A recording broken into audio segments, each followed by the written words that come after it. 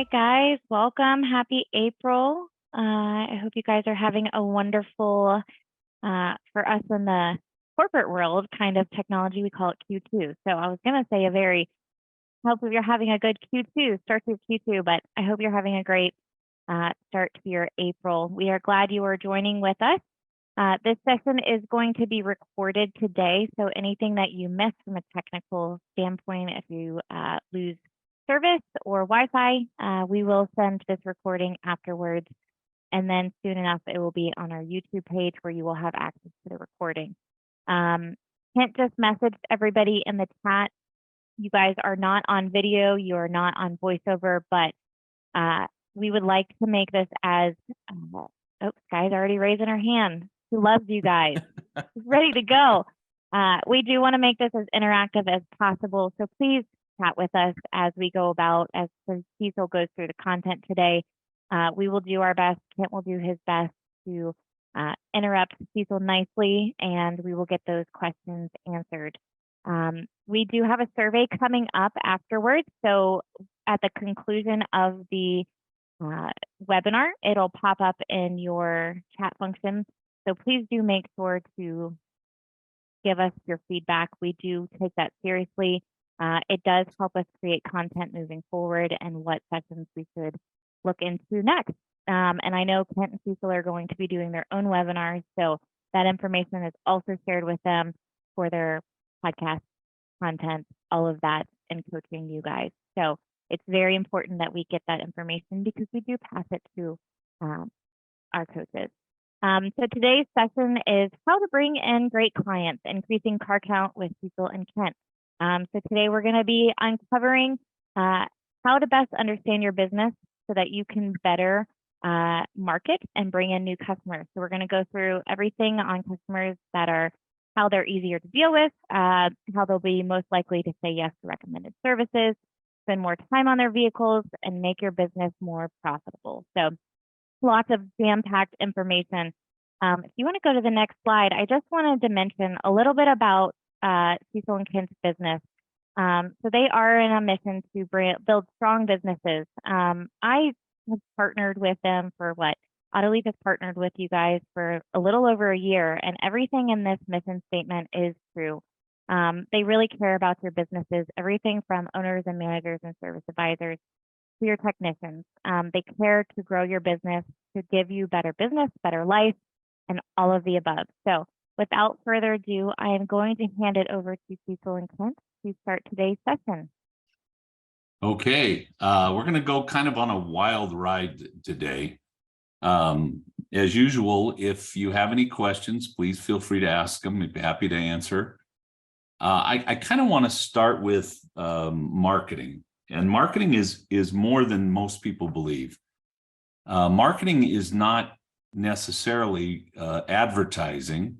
Marketing it's your business. It's everything you do, from the way your business looks, the way you represent yourself online, the way you represent yourself physically, and even the services that you do in the cars that you work on. So if I understand my business and I say, okay, I've got 3 techs and my effective labor rate's $130 an hour, and my parts to labor ratio is, 45% parts and 55% labor. Now, what we're talking about is of 100% of my sales, then I kind of know if I have three people, I'm probably going to do somewhere around $1.3 million in that scenario if I do 100% productivity, which is important to me. So I'm going to set a goal of 130,000, 1.3 million, 100% productivity in my shop. And I'm going to look at my average repair order and say, okay, I have a, whatever that is, let's say I have a $600 average repair order. And I'm going to divide that 1.3 million by 600. It's going to tell me that I need about 2,167 cars. And if I'm open 5 days a week, that's 250 days. So I need just under 9 cars a day. So now what I want to do is I want to create a plan so that I can bring in 9 of the right cars a day. So I don't necessarily want to bring in just anybody. I want to bring in people that are going to be happy and be a good fit for my company. So when I talk about setting goals, I'm kind of saying, kind of understand your business as a financial machine. This is an engine that can generate profits, just like your engine in your car will generate torque and RPM. Okay, and so I'm going to set some goals for my company and say I want to have this average repair order. So now, if we talk about a $400 average repair order, that might dictate a certain kind of marketing. I can do discount coupons, and I can have a $400 average repair order. But if I have a $400 average repair order, instead of needing 9 cars, I'm going to need 13 cars a day. So I can run discount coupons, maybe bring in a less loyal customer, a person who's not going to buy as much. Or I can bring into my shop a person that's going to buy more, that's going to fit my business better and be more loyal. So in my experience, and with the 1,000+ shops that we've worked with over the years, we don't run a discount model. We run a relationship model primarily, and that means that we're looking for a specific type of customer. And that customer, in a way, defines my product. And so I need to understand what my product is. And I think that a lot of shop owners believe they're selling automotive service and repair, and you're really not. I mean, automotive service and repair is what I call a given. It's what we do. What you're really selling is kind of a happy, satisfied customer that likes you and likes what you do for them and is willing to come back again and again and again and to trust you to take care of their vehicle. So if that's your product, then my marketing and the way that I design my business is going to be different. So at the beginning, I'm creating a plan. I want to have a higher average repair order because I want to work on less cars. With a higher average repair order, I need to bring in a relationship type customer that they're going to come to me for very specific reasons. They're going to come to me because I'm close. They're going to come to me because they trust me. They're going to come to me because I have a clean, organized business. They're going to come to me because they feel good about what we're doing, because they believe we have a good product, that we do a good job and we use high quality parts, and that we're not going to make a lot of mistakes, and we're going to get the car done the first time. So I need to have some kind of a vision for my business and what my business is going to be. And then I'm going to say, well, I want my business to have a higher average repair order, so I need more loyal customers. I need more relationship customers. So what does a relationship customer want? And that's going to help me to set my goals and targets for how many cars I want. And then that's also going to help me to set up not only my business, so my marketing, who we are, what we do, but also then my advertising. Where am I going to advertise and how am I going to advertise? So if you look at, say, running coupons, direct mail, and running coupons, the average return that we're seeing there, it's about 0.5%. So if I send out 10,000 coupons, I might see 50 clients come in, and those clients are less likely to be loyal, et cetera, et cetera. But if I want to run a relationship model, then the local search and the SEO, SEM, the online marketing, is probably a better place for me, because more of those customers. And then also, if I do my marketing in such a way that dictates, say, vehicle make. When I was running the last shop that I ran, we knew that Jeep customers spent about $1,440 on their cars when they came in. That was our average repair order from Jeep customers. So we also knew that basically Saturn customers at the time, this is dating me, they only spent about $340 on their car. Now, they still needed a lot of service and repair on their car, same as the Jeep, but they didn't spend that money. They were a different type of customer. So now if I know that, say, Jeep customers spend more money and Saturn customers spend less money, and Jeep customers maybe love their cars more than Saturn customers, then I'm going to market for Jeeps and very specifically for Jeeps. So what I'm trying to do here is say to myself, I have a plan. Yeah, diesel's great. This guy is saying they do diesel, and yes, diesel customers and diesel average repair orders are higher, etc. So having a diesel shop, if there's enough diesels around, and especially on that, is one of the things we're talking about. I might say, okay, I'm going to be, because I know that diesels have higher average repair orders and diesel customers are more likely to spend money on their car, on their truck or their vehicle, whatever you want to call it. Then I'm going to design my business and my marketing around diesel, because that's going to bring those people to me that are going to help me be successful, profitable. Yes, Ken. I also want to add something in here, that when you're creating this, understanding what your clients' wants and needs are, you cannot self-impose your own ideas and bias onto it. You are not your customer. So you might want one thing in a service or a product like what you do. You have your own bias and perspective on it. You are not your customer. You need to look at your customers and what they want and need without self-imposing that bias on it. Just my 2 cents there. So, if we you can run into that trap of doing that and then thinking, well, I did this, and this. Why aren't my customers responding? Well, because they're probably not your customers. People don't necessarily respond to what you think is best. So if we were creating a new product, a widget, whatever that's going to be, before we even bought a building, before we actually even created the product necessarily, we would do some designs and we would bring together a focus group. And we would say, hey, look at this. Is this something you would buy? How often would you buy it? What would you pay for it, et cetera? And that would help us determine, whether or not we're actually going to create that product. With automotive service and repair, most of us, we were in the business. We ended up with a shop for one of 3 or 4 reasons. And now we have a shop, and our product, in a way, is created for us. We take care of people's vehicles. The question is, do I want to take care of, BMW's Mercedes, or do I want to do all vehicles, or do I want to do tires and brakes, or what kind of service do I want to give out there?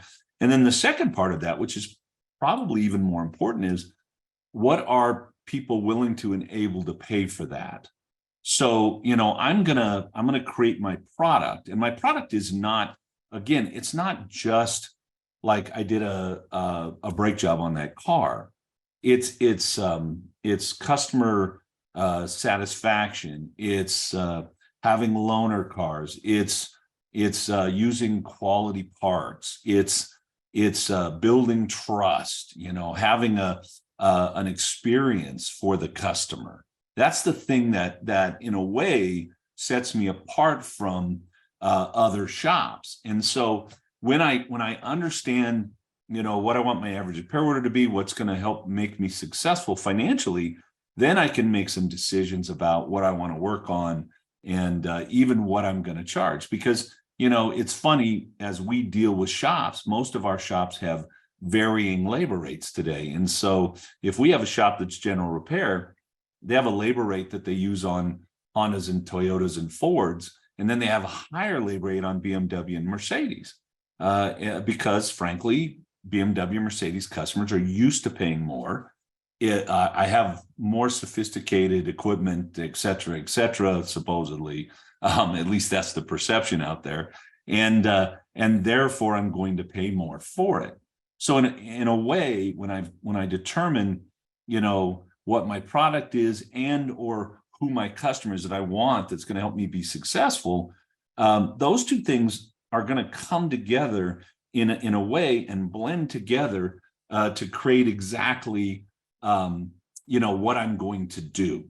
And then I'm going to create a quote unquote unique selling proposition. So, what is it that I do that makes me different than the other 40 shops in my neighborhood? Why should somebody come to me and allow me to fix their car if I'm not the cheapest shop in town? What's the differentiating factors? Well, we work on BMW. Okay, so if I'm a BMW owner who thinks that only someone that works on BMWs can really take care of my car correctly, then I'm going to more likely go to you than a general repair shop. And if your marketing reflects that, and one of the cool things too today, I have shops that have multiple landing pages, so we can look like we're a BMW only shop, and I can still work on Land Rover.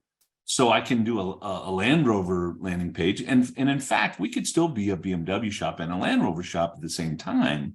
And it's really, to me, interesting how marketing has kind of developed to more online, where I can go after more of a specific crowd. There's some amazing tools out there, new tools that are really, stepping it up for us. Go ahead, Ken. So Cindy asked, can we sell ourselves, trust, communication, et cetera, or does it need to go above and beyond that? Well, I think we always need to be selling ourselves. So we always need to be talking about how good we are and why we're different than the rest. Not by putting the other shops down. I'm not going to say, well, those guys only use crappy parts and they don't know how to fix cars. But I'm going to say we only use top tier parts in our shop. We give a 3-year 36,000 mile warranty, or a 4-year 50,000, whatever it is. And I'm going to say things like, we're so confident in our staff and in the parts we use that we can do that kind of a warranty for you. And in a way, that is talking about us, right? So it does need to go above and beyond that. In other words, I can't just talk about it. I can't just market it, but everything needs to kind of fall in line so that my customer gets this presentation online or through direct mail, and they go, or could be radio, TV. I mean, there's lots of different ways that a customer can see you. There's lots of different advertising methods. And they get a perception of you. And then the perception, when they come in and they experience your business, not only do you want to, make sure that you live up to that perception, but you want to go above and beyond, because that's what's going to make it memorable for them. And that's going to make it so that they keep returning to you. So, I hope that answers it. Yeah. It's funny to me because you'll be in a room with 100 shop owners, and you'll say, okay, I've got a Ford truck, and some of you won't work on it. So some of you only do BMWs and Mercedes or whatever, but 60% of the shops will say, yes, I can work on your Ford truck. And then you'll say, well, where are you going to get the parts? And so almost everybody in the room is going to get the parts from Napa, CarQuest, WorldPack, or maybe from the dealership. But most of the people that are in that room, in that class, are going to use a high quality part. So now I say to myself, well, if everyone can, if 60% of the room can work on my Ford truck, and 60% of you are going to use the same parts, then what is it that makes you different or better? Why should I come to you? And we often talk about features, like, oh, we have ASE master, technicians. All right. But features don't sell, benefits sell. So why does having ASE master technicians make it better for my client? So we need to be, talking in benefits, and our marketing actually needs to talk in benefits. Our advertising, what we do, it all needs to come in line. The closer you are to the perception, and the more you exceed the expectations, the more likely you're going to have an advocate. Someone's going to become an advocate. And I think also by determining who my client really is, we're also kind of saying who your client isn't. And so I think we make a mistake when we say to ourselves, well, I can take care of everybody, because you can't. Because if you're going to be a relationship-based business, Your prices are probably going to be a little higher than maybe a discount business around the corner. And you have to have a better product. And I don't mean like you have to use a different water pump. I mean the whole thing. The customer has to get a little higher experience. They have to feel good. It has to look good. The delivery of the car, you have to wash the car. You might have to have loaner cars. So if I want to go in after a high-end client, I'm going to kind of dictate myself as to what my product's going to look and feel like. And part of that, a big part of that is me. A lot of people over the years have come into the Institute and they're like, well, I want Cecil, I want Cecil, I want Cecil, because they think that I know more than anybody else maybe in my company, or that I care more, that I'm going to give more, because I'm constantly kind of trying to project that. And about, I don't know, 5-6 years ago, I said, oh, what am I doing? I'm crazy. I need to be projecting that the whole company knows more, that the whole company is willing to do more. And then that's why we have mission and vision and that stuff. So I want to define my brand. In a way, I'm creating a brand. When people think about the Institute, those that have had experience, that have looked at our marketing, that have had classes, they have an opinion. That's my brand. What's the opinion of us? So that's my brand. And there's some examples of brand here. You've got, 2 different examples of brand, and they speak to 2 completely different kinds of vehicles that appeal to 2 completely different kinds of marketing. So now I want to say to myself, okay, if I need 9 cars a day or 13 cars a day or 28 cars a day, what kind of advertising am I going to do? And what is the real purpose of that advertising? Well, the purpose of the advertising is to attract the kind of customer that's going to like and enjoy what we do. And we may even use our advertising to chase away the customer that isn't. Fishing's a great example, because, if you want to catch, trout, brook trout, you don't go out in the ocean and catch trout. They're not there. And if you want to, fish in the river and you want to fish for trout, you don't use stink bait and put it on the bottom of the river. That's going to get catfish or a carp or something. So, we want to create a bait that's going to attract the kind of fish or the kind of client that we want to be coming into our business.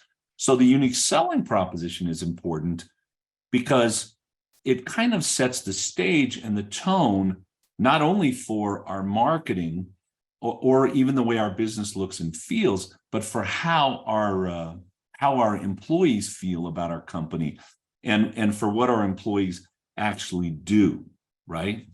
And so it becomes, that unique selling proposition is what we use in our marketing, in our advertising, and then that's what we deliver, so that so that we have a continuity throughout, so that our customers have the experience we want them to have, so that when they leave, they say, wow, that was a great experience. I want to go back there, and I also want to recommend other people like me.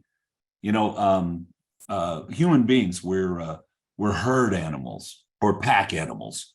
Probably pack is a better description. We hang with the same kind of people. So, if you come in my neighborhood, there's a lot of older people in my neighborhood. We've been there for, I don't know, now 25 years.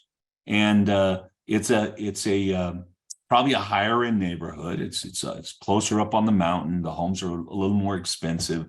You're probably looking at BMWs. You're looking at new Ford trucks, a lot of trucks here, Subarus, and so because I'm in a pack, I hang with other people like me that have the same beliefs, the same kind of experiences.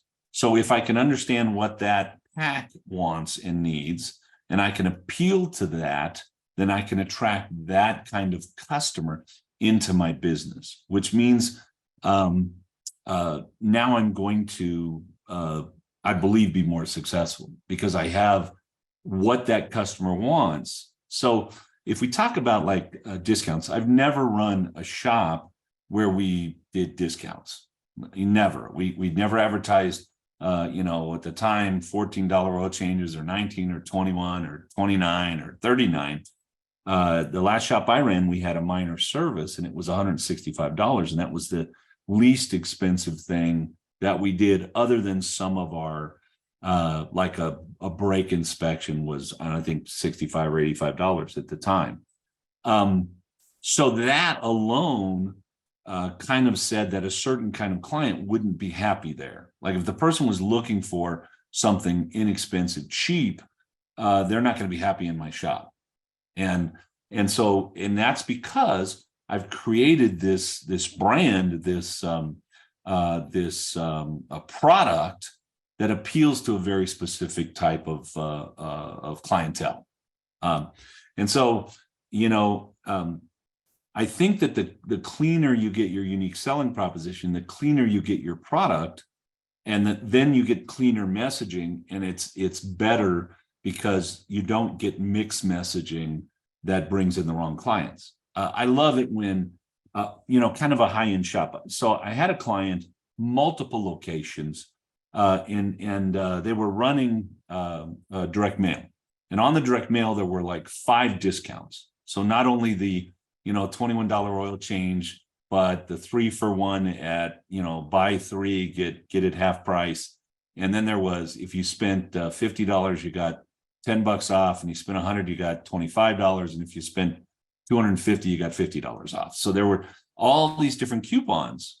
But when you went into the shop, it had marble floors and marble countertops, and they had their logo. When you first walked in, there was this beautiful marble logo on the floor that was their logo, and their service advisors were dressed in button-down shirts with ties. And so you walked in that shop and you said to yourself, this isn't a discount shop, but their marketing looked like discounts. So what was happening is they were confusing their customers. They went after the wrong market. They brought them in, and then they didn't spin anything because once they got in, they were not comfortable with what was going to happen. And in a way, you kind of want your marketing to do that because you understand your customers, the clients you want to go after, and you understand your product because you put those things together. And so now someone that wants to say cheap is going to say, well, this is not a place that I'm going to get cheap, so I won't be happy here. And I think when we're on the line, when we're on the phone, you know, talking to that customer, one of our jobs on the phone is to make sure that this person's going to be happy when they come in and they get our product and they pay for that product. And so if someone on the phone is saying, no, I'm just looking for the cheapest oil change or the cheapest brake job, that's not something I do in my shop. So I need to be very upfront about that.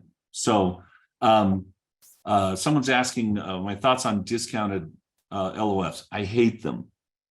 Frankly, I think our industry needs to get away from discounts as an attraction because we cheapen ourselves and we really bring in the wrong type of customer most of the time when we're doing that, right? So I wish we would get rid of that almost completely because I'm setting up a false expectation. If I'm a relationship shop, I should be talking about relationship things. I should be talking about added values to attract that customer. You know, loaner cars, extended warranties, personalized service, pickup and delivery, things that would attract that customer because that customer is not looking for $19.99 oil change or $21 oil change. You know, even like in my house, if you come in my house, there's a coat rack, etc., right at the front door. And if you look to the right, there's a stack of mail that is all those coupons and all that crap that I get. I never look at that. It never comes to me. That stuff gets thrown away because it's not going to attract me. Now, if you said pickup and delivery, same day service, loaner cars, stuff like that, I would go, oh, okay, that sounds like a business I might want to work with. So I'm gonna go into my culture. So now I've kind of determined the kind of people I want to work with. I've determined the kind of shop I want to be. I need to build that culture so that experience that the customer has in. So am I a modern, knowledge-based? It's funny to me, a lot of shop owners, they'll talk about their knowledge and the equipment, and we have the latest and we have the greatest education. And then they'll run, a free check engine light diagnostic or something. You're sending a wrong message, and you're confusing the person that you're dealing with. Okay. And so are we client focused? Are we women friendly? Are we convenience driven?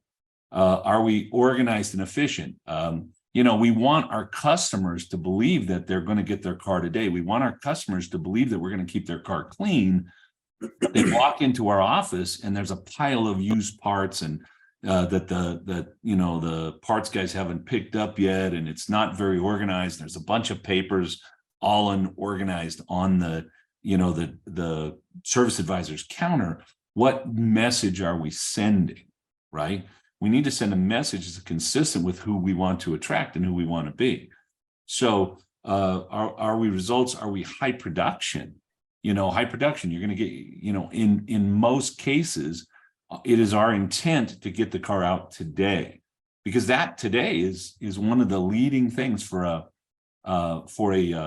value-based client is I need my vehicle. I'm willing to pay more, but I need my vehicle, right? So I need to look at what is a discount client, what do they want, and what's going to attract them? And then what's a value relationship-based client, what do they want, what's going to attract them? Then I'm going to bring my marketing kind of in line with that.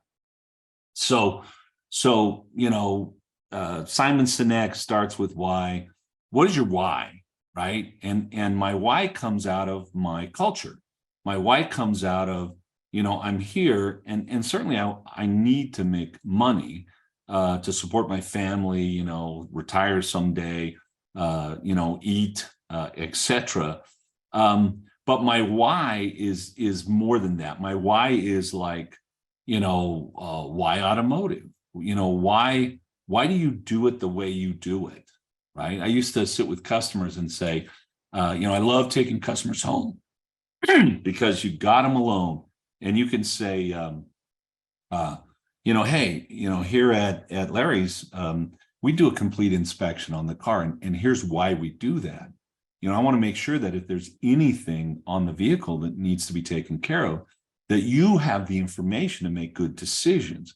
So we start talking about our why and why we do what we do to our clients. And if you read Simon Sinek, you read some of those other authors that are talking about that, people do business with you more about why you do something than what you exactly do. I mean, there are a lot of shops out there. There are a lot of shops that will change your oil. There are a lot of shops that will fix your brakes. Okay. And so why should that customer come to me? And that's the question I need to be constantly kind of answering. And then I need to deliver that to my client. I need to constantly deliver that. So, as I said, there's like, within a mile of the last shop I ran, there were 40 shops and 2 dealerships. And so we were constantly talking about why we do what we do and why that's good for the customer, instead of, look, I can do it cheaper than anybody else. Because cheaper, I can't win that battle. If I keep lowering my price, at some point I'm out of business and I can't deliver a quality product. Why do I hate discount oil changes? Well, because shops lose money almost all the time, and most of the customers we're going to attract with a discount oil change are not our customers. I'm going to have to go through I'm going to have to kiss a lot of frogs to find a few prince and princesses. Go ahead, Ken. When you're stuck in that mentality, it's a race to the bottom, and that's a very limited race. You could only go so low before you're not making any money. And most shops who play this game are going to sit at a level where they're making just enough to scrape by. Right. Whereas the other direction, if you're value focused and focused on the value you bring to your customers and building into that, there's no limit on how high you can take that. And then you're playing your own game rather than a race with everyone else. I have, mobile mechanics is, what does the business model look like for mobile? It depends. I mean, you could be a mobile discount guy if you want. I have a guy that is in the Bay Area, has a broad area, probably a 50-mile radius that he does. And his labor rate is almost $300 an hour, and his parts margin is 62%, because he is a high value relationship model mobile guy. That's decided what he's decided that's what he's going to deliver to his clients. And, luckily there are enough clients in his area that are willing to pay for that. So I don't think a mobile business model needs to be that much different. The only difference is probably when you start talking about heavy duty work and stuff like that. It's something you can't do, or you most likely won't do. So, I think you can be value or you can be discount, whatever you want. And I'm not trying to trash the discount model. I know of consultants and shop owners that follow that, and they make good money, but you have to reduce your pay to your techs. You have to reduce your parts quality. You can't give somebody something at this price down here and pay this price to create it. Eventually it will eat you alive. So you don't want to do that. So, and then now that I know what I think I know what my customers want, and I know what I can deliver, now I'm going to, decide how am I actually going to make that happen? When you come in, how do I greet you? When you come in, what's the first things you see? What's the waiting room look like? When you come into my shop, do I allow you to wait? When you come in, what do I look like? How am I able to come over to you and shake your hand and say, thank you for coming in? Or is it, I went to the dealership recently, I bought a relatively new Ford truck, and I had to go in, and they got 6 guys and nobody will look at you for 10 minutes. So, that's not sending me warm and fuzzies. So now I'm going to say, this is how I'm going to deliver what I want. And then I want everyone, by everyone, I mean everyone in my business, to be confident that we're worth it. I go into shops and we have service advisors that believe that our price is too high. And if they believe our price is too high, when they go to sell it, their body language betrays us and gets us in trouble. I need service advisors, especially in a value business, to understand why we're priced where we're at, and why that makes sense, and what are the things that we do for our customers, for our clients, that are different than some of the other shops. And then I want to be very consistent in my presentation. So I don't want to just believe it when I'm here 8 to 5. I want everyone in my company to believe the hype, right? We have a mission statement. Our mission statement is better business, better life, better value. That's our mission statement. We believe that if we help you have a better business, you're more profitable. Not only you and your family, but the families and the people that work for you will have a better life. And we believe that if we can provide those better lives and better businesses, that it will help our industry be a better industry. All right. And every person on my team believes that, because we've experienced it with our clients, because we live it, because we eat it, we breathe it, we sleep it all day long. And we're certainly not perfect. So there might be someone out there going, wait a minute, Cecil, I remember one time, we are not perfect, but we work very, very hard to deliver what we believe in and to do what we say we're going to do. And so I want everyone on my team, if I'm $200 an hour, I want everybody on my team going, wow, we're really worth $250. Wow, what a deal for our clients that they get us at $200 an hour. I don't want to be, $160 an hour and have some of my people going, wow, we're just too expensive. No one's going to buy our stuff. No one's going to be here.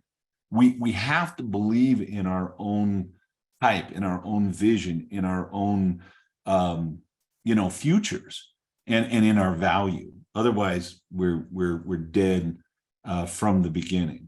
So I need to get everyone on the same page. I need to get everything on the same page. I want to communicate that value literally through everything we do. So, you know, I want to do follow-up calls. If we are a relationship-based business, then I shouldn't only be interested in you when you're here spending money on your car. I should be interested also in the fact that we did a good job and that you're happy. So I want to do follow-up calls. I want to make sure when you're here that you get a loaner car, or that you get a ride home, or that you're not inconvenienced, right? I want to make sure that we only use high quality parts. I want to make sure that my techs are well trained so we don't make a lot of mistakes. I'm going to keep striving every single minute of every single day to deliver, you know, what we said. And I need everybody on my team to understand that and to be confident about that, from the person who sweeps the floors to the top tech, to the service manager, advisor, to the owner. I want everyone to believe the hype. I want everyone to be on board with that, because otherwise I'm going to send conflicting messages even when I'm talking to somebody on the phone. I was listening to shop calls just before this meeting, and you know, Bob's Automotive, that's the answer. Well, wait a minute, you know, I should answer the phone differently. Good morning. Thank you for calling Bob's. This is Cecil. How can I help you today? That's completely different, right? And if I believe in what I'm trying to deliver, and I believe in my messaging, then I message that correctly, so that every single time the customer feels good about what we're doing. Go ahead, Ken. There's also something to be said about building into your values. So if I'm going to be marketing a value perspective, right, I'm going to put out the perception that I'm a value-based business, that I'm going to be building relationships with my clients, that I have all this value behind me.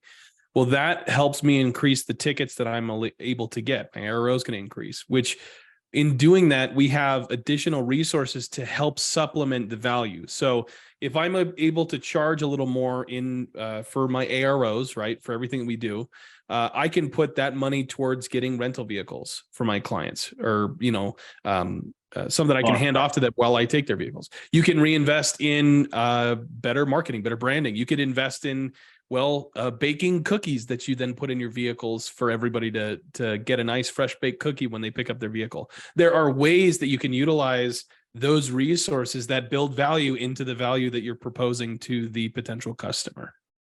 Okay. So you're not going to do it the other way around. You cannot discount yourself into value. It doesn't work that way, because if you discount, then you no longer have those resources to hire the best techs, to provide those additional services, those additional points of value that build into that overall pricing that you're going to give to your customer. Does that make sense? Yep. So there's an exercise, and you know, you could do a SWOT analysis of what you have and what other people have. I don't care about what everyone else prices themselves. I care about what they deliver. So I could do a SWOT analysis. I could do just a SWOT analysis on my own business. What are we, you know, what are our strengths? What are our weaknesses? What are our opportunities? What are the threats? To me, a threat is when our product and how we deliver it doesn't fall in line with our marketing and our client base and what they expect from us. So, you know, and so you can do a SWOT analysis. Another thing to do, and that's kind of on the right here, is think of like 7 words that would describe your business, that would describe your business if it was perfect, or 10 words, and think of specific words, you know, clean, organized, efficient, oh, come on, it was just there, knowledgeable, right? Happy. So if you put those words down and then you look at your business and say, are we really that? Is that the message that we're sending? If that's who we want to be, and that's what we want our customers to experience, are they really experiencing that? And that will then help you to determine where you're falling down or how to build better stuff. And then I want to look and see who my current best clients are, because that's going to tell me what it is that they want. What do they have? Who are they? Right? What are their vehicle makes? What are the income levels? Where's the neighborhoods? And this is in a way, it's kind of a demographic study of the client, but it's also I can't remember the other word, but it's also like it's not just about where they live and how much money they have. It's also about how they think and who they are and where they hang out. Where can I find them? I have a client that goes and plays golf on Wednesdays and Thursdays in the afternoon.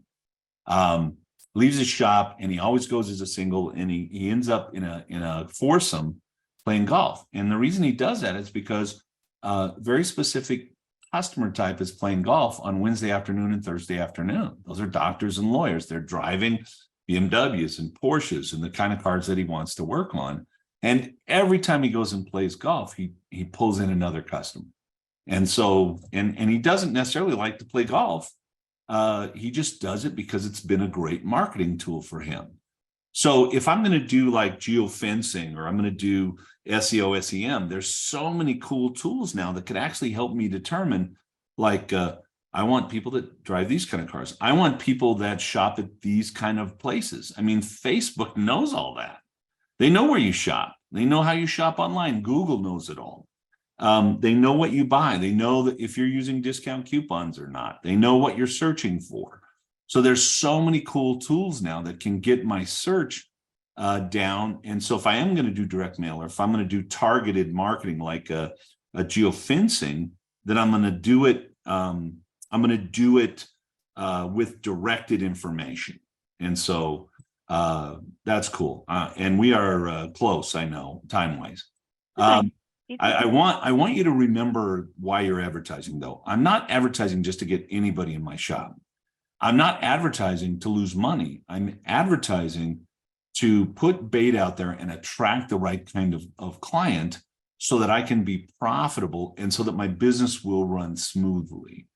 And so if I bring the wrong client in, then my business won't run smoothly.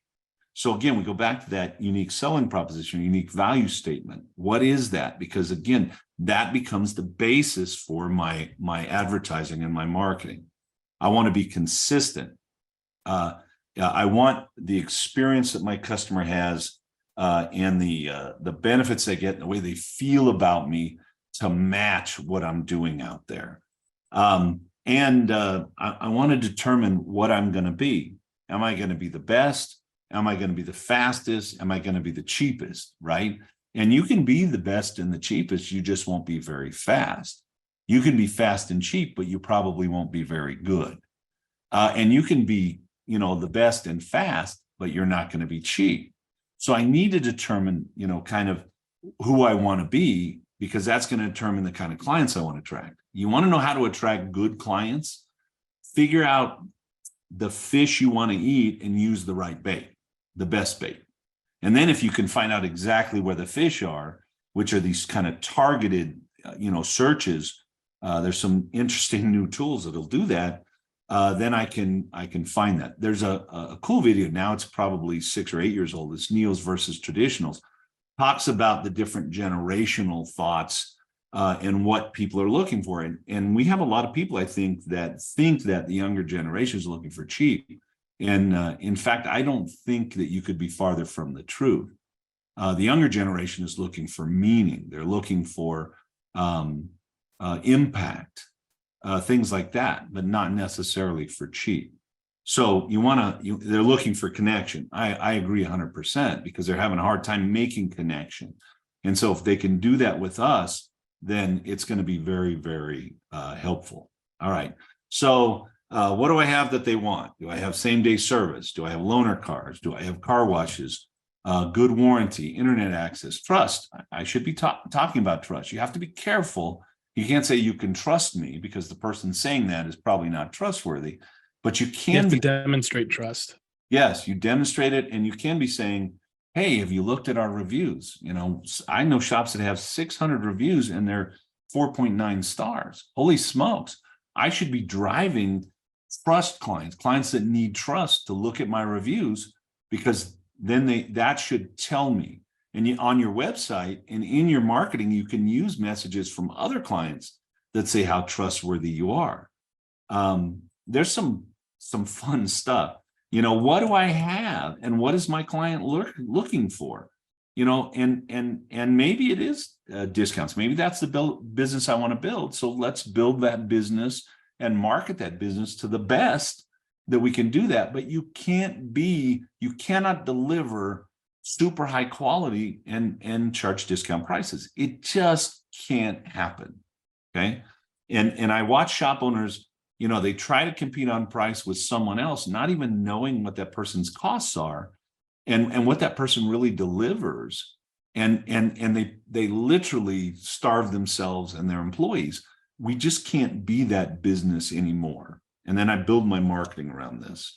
So remember, bringing the wrong customer in is painful. It's frustrating for both you and the customer, and it reduces your odds of being successful. So don't. On the phone, talk to that person. If that person really is looking for cheap and you're not it, have a cheap place for them to go. Give them the phone number of the cheapest shop in town. I was in a shop the other day, and we actually had another shop call and say, stop recommending us, because we were sending all of our cheap customers over there. And the other shop owner was like, please don't send any more of those customers to us. But if that's what someone wants, and that's what I give them somewhere where they can get what they need, and that's not me, then I'm still able to help them in a way that takes them off of my back and puts them somewhere else. So marketing matches the kind of client I want, advertising the kind of client I want, my shop looks like the kind of client I want, what we deliver attracts the kind of client I want and makes that kind of client happy. And then in our interactions with customers, in our sales process, if we determine that you're not the right person for us, that you will not be happy with what we have, then we let you go.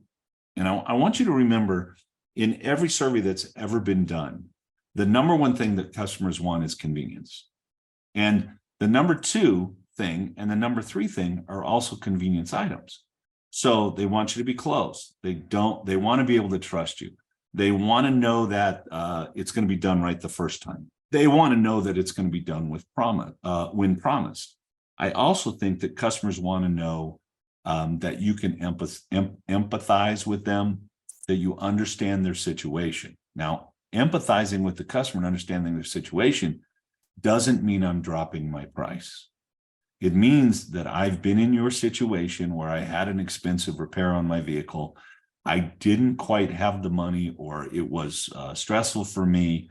And having somebody that was nice to me and helped me create a plan and all of that, not give it away, not make it cheap, but relate to me, that was valuable for me.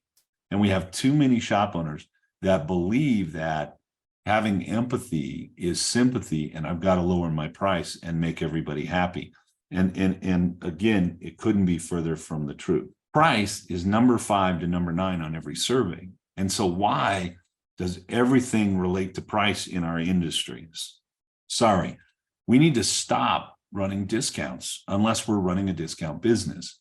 We need to start talking about added value things that fit the market share that we want, and they fit our business and the way we run our business. Okay, I'm just going to take another minute, and then you guys think of the questions that you have. We've done a marketing webinar with AutoLeap. Amber, I think you're probably listening, and if you are, do you guys, you have that, right? I do. Let me see if I can grab it while we're on here, and I'll send a link. Yeah, so people can see that. It's an hour long, and we talk about 7 things that are at the core of marketing. I need a website, and I know that the websites aren't as important in the sense that many customers are not going to get to your website, but Google literally uses your website. Uses it as an index. Yes, and without the right pages and the right links and tags and all of that, the website is not going to lead them. You're not going to show up on the local search where 82% of the business goes and where 82% of people get their solutions. So website becomes a really, really important, and not just a website, because if your website isn't visible, if you're on page 3, nobody goes to page 3. It has to be on page 1, and it really needs to be in the local search. SEO, SEM, search engine optimization, search engine marketing. Super important that you have a good company to work with. And if you think that your cousin who's done 5 websites and he's going to do your website and save you some money is going to do you a website that's going to be visible on the internet, you're full of it. It amazes me. We hate it when customers mess with their own vehicles and then bring them to us to fix. And yet we think we can do, really good SEO, SEM. And I've met thousands of shop owners, and I've probably met 5 that really could do their own website and their own SEO, SEM. So these are the 2 things. I would make these both one, because I need both to be seen in that local search and seen online the way I need to be seen. Social media has become more and more and more important. So I need someone that can do social media for me and do it well. Having some kind of a referral program so that if I'm making the kind of customers that I want happy, the kind of clients that I want happy, and they're recommending more clients to me, there are people like them, more of their tribe, more of their pack. It's one of the best things in the world. So I need a referral program that actively works on getting referrals, and it's not giving away oil changes. So watch the other video, you'll get a lot more information. Customer retention management. There are some really, really cool new tools in this marketplace. I was looking at one 2 days ago with, I'm constantly meeting, I met with 3 different website people, SEO people in the last 2 days, because I want to get that information. CRM is really important. Customer retention management, getting back to my customers who've already used and experienced us.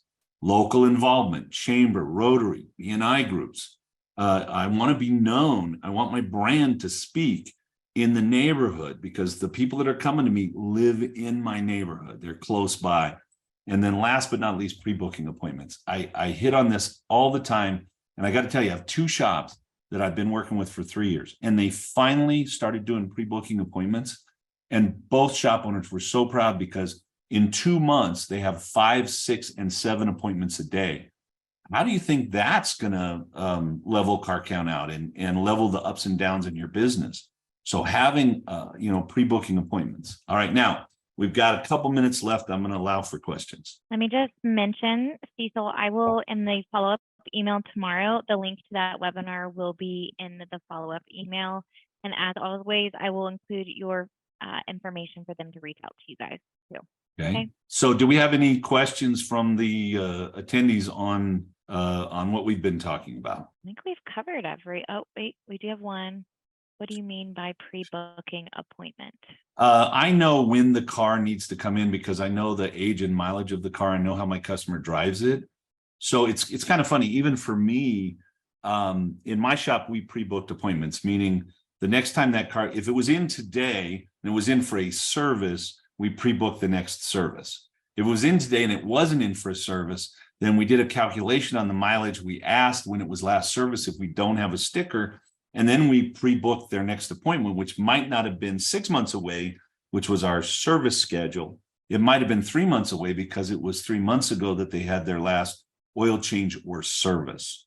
So I'm the expert. Especially relationship wise, I need to be your coach, your consultant, as the shop that takes care of your car. And if I am the expert, I'm the one that says you need to come in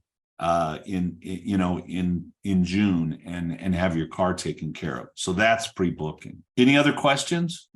Not that I see. I think we've covered all of them. All right. Well, Amber, thank you for letting me be here. Those of you that watched the webinar, thanks for attending. And if you need anything, you need any help, please reach out to the Institute at wearetheinstitute.com. You can hit Cecil at We Are the Institute. That's my email. You can hit Kent at We Are the Institute, or you can go to wearetheinstitute.com and find us there. Awesome. All yours, Amber, and on time. You were right on time. Well, I appreciate it, guys. And if you have any other questions, please do reach out to them. I know that they are quick to answer and they are eager to help you guys. And so thank you so much. I appreciate your time, and I will send. One more Go thing, ahead. because Ken's going to kill me. We will do a complimentary shop analysis, no risk, no nothing. Kent, where can they get that? You guys can actually find that at wearetheinstitute.com/business assessment. This is something that we'll look at your P&L. We'll put together a plan for you guys, and you can either execute that alongside us or not. We want to just point you in the right direction to help improve your business. That's part of our mission statement, what we're about. And so if you are looking for help, please reach out to us. We'd be more than willing to get you on track. Sorry, All right, Amber, will go you ahead repeat it? now. No. Will you repeat that one more time on where they can find that? You can find that at wearetheinstitute/business-assessment. In fact, I'll actually just link it in the chat. The Institute Real is quick. fantastic. Sky, that's somebody's comment. I'm working on getting a P&L with our accountant so we can connect with you. Awesome. And if you have, even if you don't have an accurate P&L, if you can run a report out of your point of sale, we can take a look and usually, give you some help. And for most shops, we can create another 5% net pretty quickly. Yeah. Awesome. I will So there's include that link. this- If you're interested, just hit us up. We can help you Yeah. out. And I'll include that tomorrow in the follow-up. And Cody, yes, the recording will be out tomorrow. I will make sure to include all of these valuable locations that Cecil and Kent have shared with us today. But I appreciate you guys as always, and we'll see you on a. I think Thank you, it's back Amber. in Thank you, June. everybody, for spending your time Back with us in this June. afternoon. Yep, pretty Back soon. in June. All right, guys. Thank you so Take much. care, all. Bye.